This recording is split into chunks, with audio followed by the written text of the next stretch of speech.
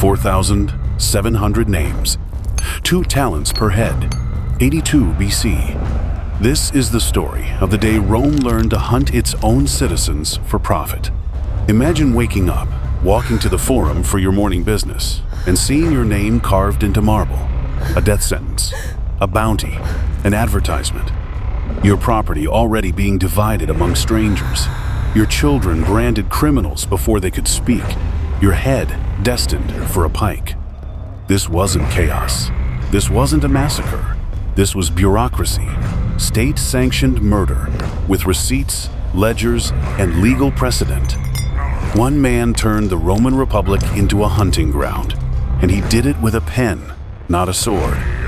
His name was Lucius Cornelius Sulla, and he didn't just kill his enemies. He made it legal. He made it profitable. He made Rome complicit.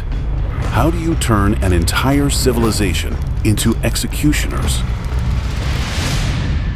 Before Sulla created his kill list, Rome created Sulla. The Roman Republic in 100 BC was a dying patient. It just didn't know it yet. For decades, the state had been hemorrhaging from a wound no one could stitch. Political polarization so extreme that compromise had become treason. On one side stood the optimates, the best men, patrician aristocrats who believed the Senate was Rome's sacred soul, tradition, hierarchy, the old ways. Their entire worldview built on a single principle: the common people could not be trusted with power. On the other side, the populares, the people's faction, politicians who built their careers by bypassing the Senate entirely, weaponizing popular assemblies and land reforms to create personal power bases. They spoke the language of justice, but practiced the politics of ambition. This wasn't debate, this was war by other means.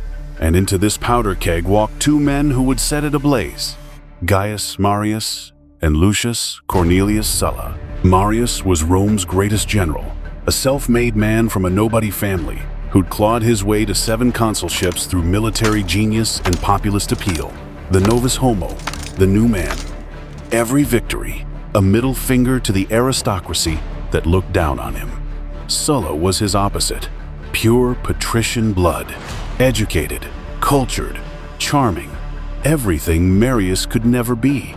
And that's exactly why Marius hated him. Their rivalry began in Africa, 105 BC. Marius was the commander. Sulla was just a junior officer, a quaestor. But Sulla was the one who negotiated the capture of King Jugurtha, the enemy Rome had been hunting for years. Sulla got the glory. Marius got the slight. That moment, when a subordinate outshone his commander, marked the beginning of their blood feud. Professional jealousy infected by class resentment, festering for 2 decades until it would drown Rome in blood. But in 88 BC, something changed. Sulla, now a consul at the height of his power, was given command of a lucrative war against King Mithridates in the east. Money, glory, legacy, everything a Roman general craved. The populares faction refused to accept this. Using the popular assembly, they revoked Sulla's command and handed it to the aging Marius instead. Sulla's response shattered every rule Rome had lived by for 500 years. He marched his army on Rome itself. For the first time in Roman history, a consul's legions entered the sacred city, not to defend it, to conquer it. The Republic had just learned a terrible lesson. Armies loyal to generals, not the state, could overthrow the state. But Sulla didn't know something. This lesson would destroy him too. Sulla stormed Rome, scattered his enemies, and declared Marius a public enemy. Then he made his fatal mistake. He left. The moment Sulla sailed east to fight his war, Marius came home, and he brought hell with him. 87 BC. Marius, now 70 years old and exiled, returned to Italy with an army. Joining him was Cinna, a consul and Sulla's sworn enemy. Together they besieged Rome, not with swords, with starvation. They cut the grain supply. The city had a choice: surrender or starve. Rome surrendered. What followed was Rome's first taste of political terror, the Proscription. Marius and Cinna unleashed a purge that made Sulla's later actions seem almost predictable by comparison. They hunted down Sulla's supporters, senators, equites, anyone who'd backed the patrician faction. Ancient sources describe the horror. Lists of the damned were posted daily. None dared bury the dead. This wasn't random violence. This was systematic extermination. Bodies piled in the streets. Families destroyed. Property seized. The message was clear. In Roman politics, losing no longer meant exile or shame.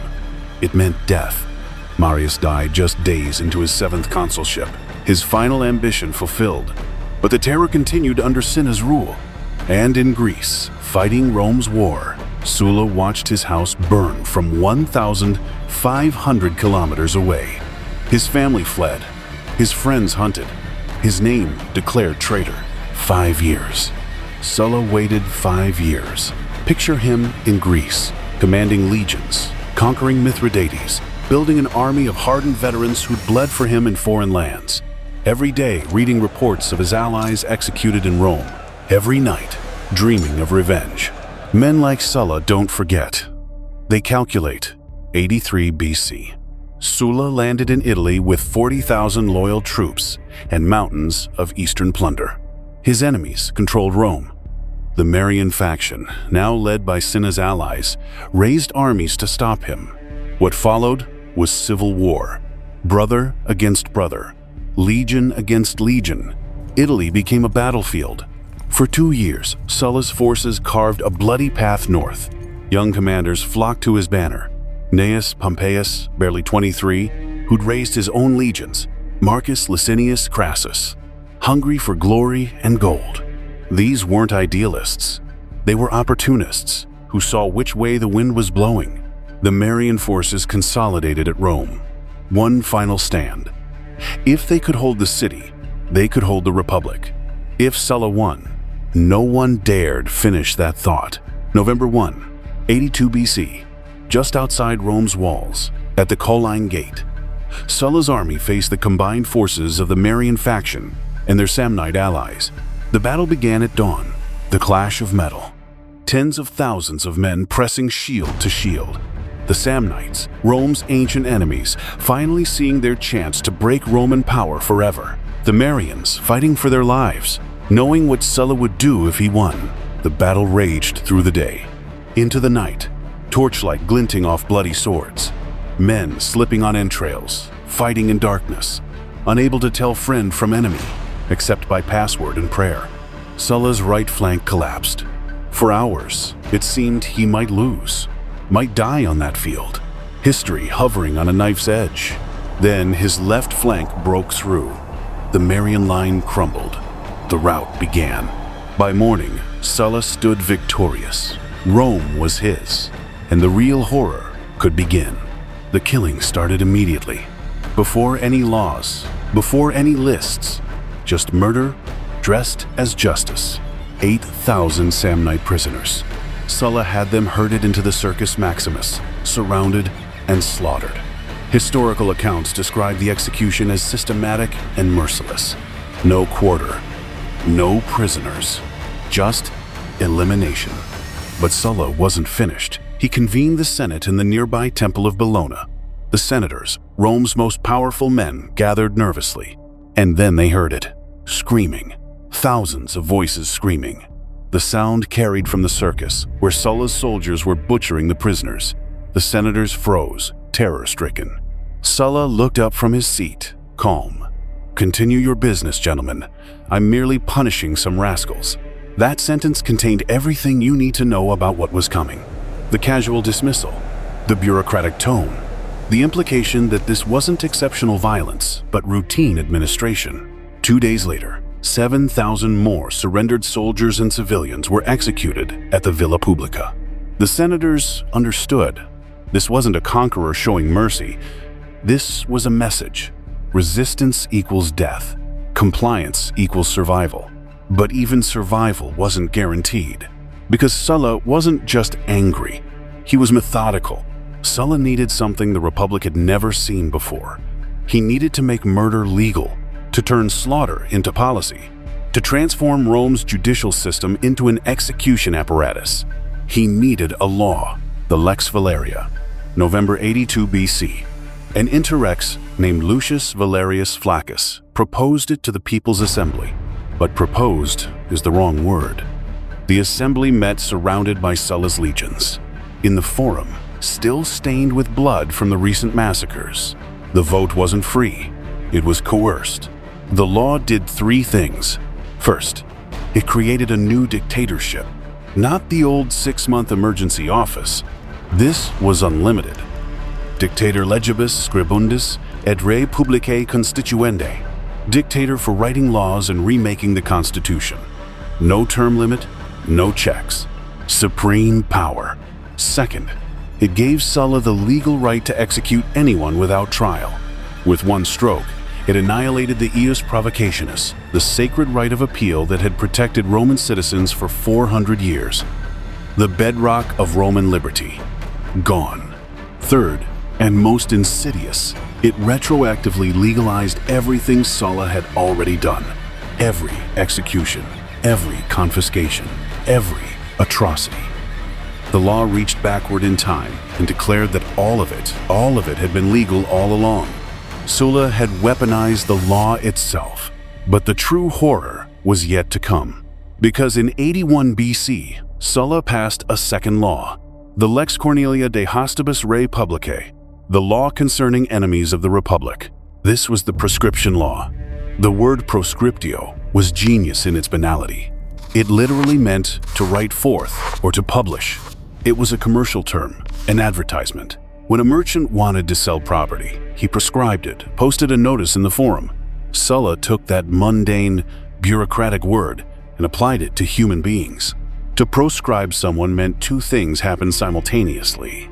1. You were declared a public enemy, hostis, a legal non-person. 2. Your property was advertised for auction. You weren't murdered. You were liquidated, like a bankrupt business. The system worked like this. Every morning, a new list appeared in the forum, names carved into marble, posted for all to see. The first list contained 80 names. The next day, 120 more, then more and more. Day after day, the list grew. Sulla himself admitted he was proscribing all he remembered and that those he'd forgotten must come into some future proscription. Imagine the paranoia. You'd wake up, go to the forum to do business, and check the list, praying your name wasn't there, watching other men scan the marble, their faces draining of color as they found themselves condemned. One account describes a man laughing at the names, mocking the condemned. Then his eyes fell upon his own name at the end of the list. He died fleeing the forum. The rules were simple, brilliantly, horrifically simple. The reward: anyone who killed a proscribed man received 2 talents, a fortune, enough to change your life. All you had to do was bring the head to Sulla, the hunters. Instantly, a new profession emerged. Percussors, bounty hunters, state-sanctioned murderers. Anyone could do it. Your neighbor, your friend, your slave, your brother. The penalty: if you sheltered a proscribed man, you died. No exceptions, no mercy. Sulla had created a market for murder. He'd turned the entire population into potential executioners, all driven by fear and greed. And the property? Once you were dead, your estate was confiscated and auctioned. But these auctions were rigged. Sulla's friends bought vast holdings for pocket change. Cronies became overnight millionaires. The greatest redistribution of wealth in Roman history, and all of it flowing into the hands of Sulla's loyalists. Want to know what this looked like in practice? Marcus Marius Gratidianus, a praetor, popular politician, nephew of Gaius Marius himself. His name appeared on the list. Historical sources describe what happened next as ritualistic, personal, sadistic. The executioner was Lucius Sergius Catilina, a man who would later use his reputation from these atrocities to build his own political career. Catilina hunted Gratidianus down, but he didn't just kill him. Ancient accounts tell us the execution was designed as a human sacrifice at the tomb of Quintus Lutatius Catulus, an optimate whom Gratidianus had once prosecuted, leading to Catullus's suicide. This was revenge from beyond the grave. What followed was methodical. Gratidianus had his life drained out of him piece by piece. The historical record indicates extreme brutality, mutilation designed not for efficiency, but for suffering. The goal was to make him feel every second of his death. When it was done, they paraded his severed head through the streets of Rome. A trophy, a warning, a spectacle. This wasn't political execution. This was theater, designed to break the spirit of anyone who might resist. But Gratidianus was one man. The proscriptions killed thousands. 90 senators, 2,600 equites, Rome's wealthy merchant class, maybe more. The numbers vary in ancient sources, but the pattern is clear.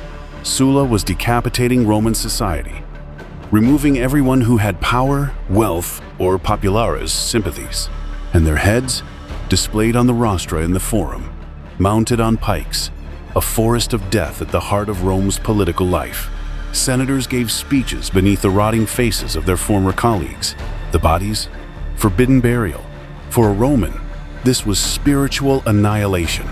They believed proper burial was required for the afterlife. No burial meant your soul wandered homeless forever. Sulla wasn't just killing his enemies, he was damning them. But here's the truly diabolical part. Not everyone on the list was a political enemy. As the weeks wore on, the lists grew stranger. Men appeared who'd never been involved in politics. Men whose only crime was wealth.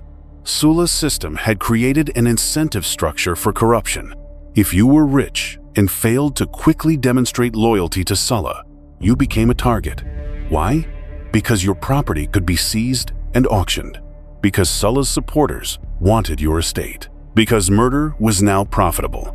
Marcus Licinius Crassus. You'll know the name. He'll become Rome's richest man. In 82 BC, he was just a sullen commander, fresh from victory at the Colline Gate. He started the proscriptions with 300 talents, respectable wealth. By the time the proscriptions ended, he'd multiplied his fortune many times over. How? By buying confiscated estates at Sulla's corrupt auctions, mansions for pocket change, farmland for pennies.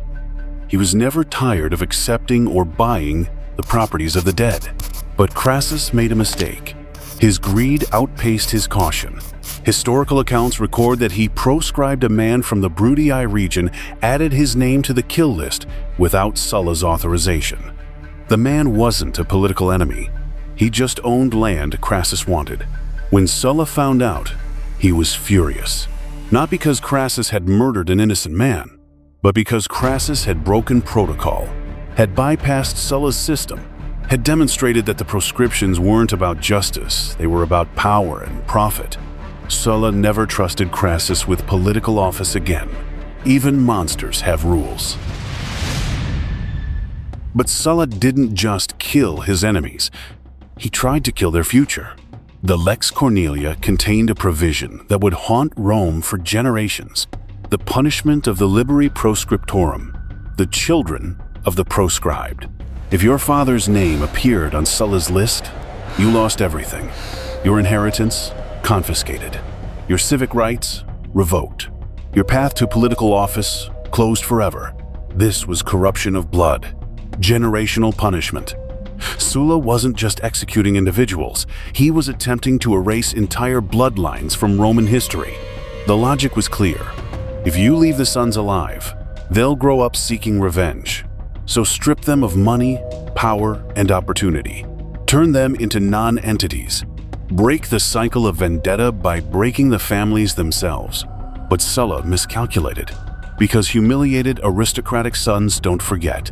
They simmer. They wait. They become the foundation of the next revolution. And one of those sons would destroy everything Sulla built. His name was Gaius Julius Caesar. In 82 BC, he was 18 years old. His crime? Twofold. He was Marius's nephew, connected by blood to Sulla's greatest enemy. But worse, he was married to Cornelia, daughter of Cinna, the Marian leader who terrorized Rome in Sulla's absence. Sulla gave him an ultimatum: divorce Cornelia or die. Caesar refused. Think about that. And one 8-year-old boy, facing the most powerful man in Rome, a dictator who'd killed thousands without blinking. And he said no. Caesar's name appeared on the proscription list. He fled Rome. For months, percussors hunted him through Italy. He survived only because influential family members convinced Sulla to grant clemency. Sulla agreed, reluctantly, but he knew. Historical accounts record his famous warning. In that boy, there are many Mariuses. Sulla saw it. The same populist ambition, the same refusal to bow, the same dangerous charisma. He saw the future, and he let it live. Why? Maybe arrogance, maybe exhaustion, maybe he believed his reforms would hold. But that single act of clemency sparing Julius Caesar guaranteed that everything Sulla died for would die with him. Because here's what Sulla actually accomplished.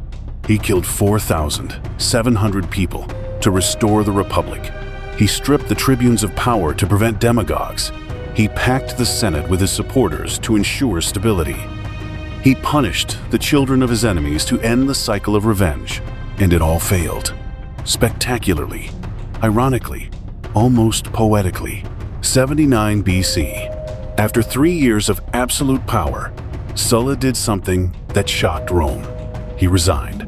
He laid down his dictatorship, retired to his villa in Campania, and lived as a private citizen.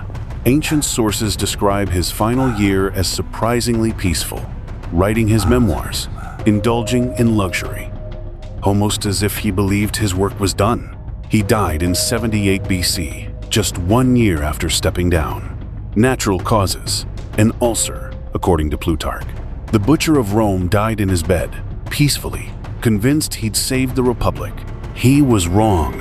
His reforms began collapsing before his corpse was cold. The Senate he'd empowered, divided. The tribunes he'd neutered, hungering for revenge. The children he'd disenfranchised, waiting. 70 BC, just 8 years after Sulla's death, 2 men were elected consul, Gnaeus Pompeius and Marcus Licinius Crassus, Sulla's own former lieutenants, his protégés. And what did they do? They systematically dismantled Sulla's constitution, restored the tribunes' powers, undid the reforms. Why? Because Sulla's settlement was built on force, not consent. You can't reform a republic at sword point and expect it to last. The Populares faction, which Sulla thought he'd destroyed, roared back to life. More angry, more radical, fed by the very resentment Sulla had created.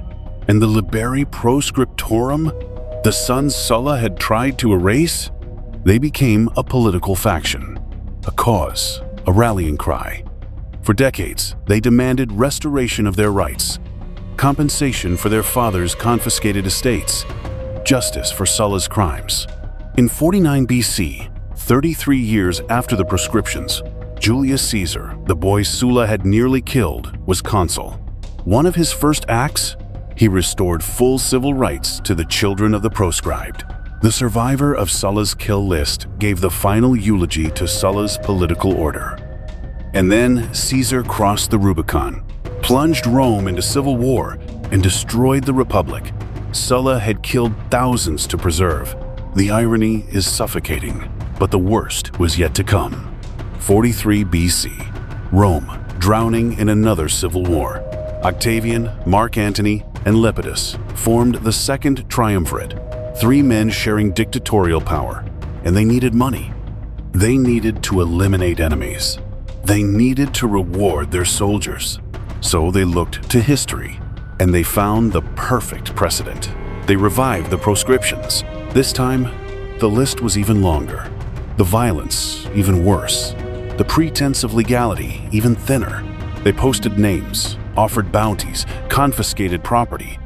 Sulla's entire system recreated with cold efficiency. 300 senators, 2,000 equites, more than in Sulla's purge. Among them, Marcus Tullius Cicero, Rome's greatest orator. His crime? He'd given speeches against Antony. His head and hands were cut off and displayed on the rostra, the same rostra where Sulla's victims had rotted decades earlier. Sulla had taught Rome that proscription worked, that you could legalize murder, profit from it, and get away with it. And now that lesson was bearing its final, poisonous fruit. But here's what makes Sulla's legacy truly dark. He didn't just create a system of state-sanctioned murder. He made it normal. Before Sulla, the idea of a Roman general marching on Rome, seizing power, and executing political opponents was unthinkable. After Sulla, it was Tuesday. Before Sulla, Romans believed in the rule of law, the sanctity of citizenship, the impossibility of tyranny. After Sulla, they knew better. He broke something fundamental in the Roman psyche. He proved that the Republic could be overthrown, that laws could be weaponized, that your fellow citizens would kill you for money. And once you know that, once you've seen it happen, you can't unknow it. The trust is gone. The shared belief in the system, shattered. Picture the Forum in 30 BC, 50 years after Sulla's proscriptions. Still the heart of Rome.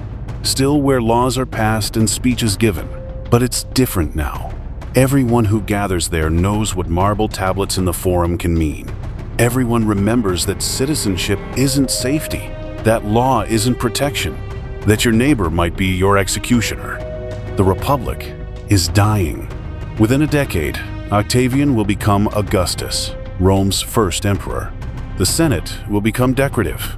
The institutions Sulla killed thousands to preserve will transform into stage props for autocracy.